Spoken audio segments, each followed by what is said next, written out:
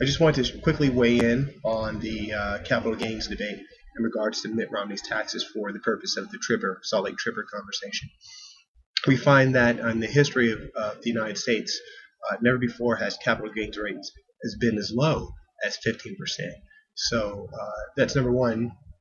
Number two, we have to look at the difference between a dividend and appreciable gains, and that usually back in the day when you had invested in stock, you would receive a dividend like Sears and Roebuck or whatever back, for these big companies, these big cash cow companies, you'd receive a dividend. And so investors were susceptible to double taxation, right? A company would make a profit, that would be taxed, and then the profit would be disseminated amongst all its common shareholders, through a dividend, through a payout ratio, and they would be taxed as well at the second level. So that in order to avoid that double taxation, we come up with a lower rate of tax for capital gains.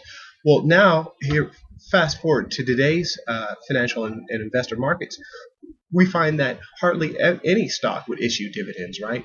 Most of the stock that we find that we gain a profit from investment is through appreciable gains from expectations of future market flow or valuation. So what we're saying here is that you buy a $7 stock today and you sell it for $12 tomorrow. That $5 gain has nothing to do with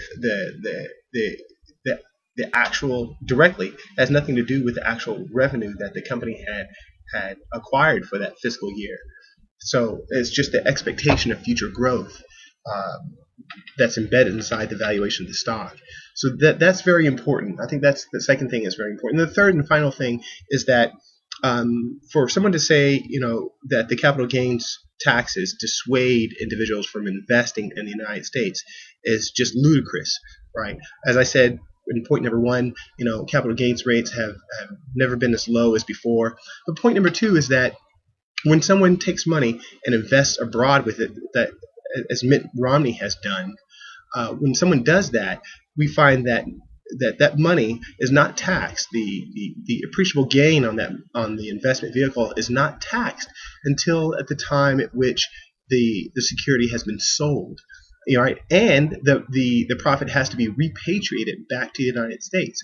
So what we're saying is, if the capital gains rates were so high, 15% is such a high rate that it dissuades investment or monies from flowing back into the United States, then Romney never would have had his lawyer to direct the blind trust to invest in these Chinese companies, whatever, and then take the profit from these securities and repatriate them back, thus triggering the tax.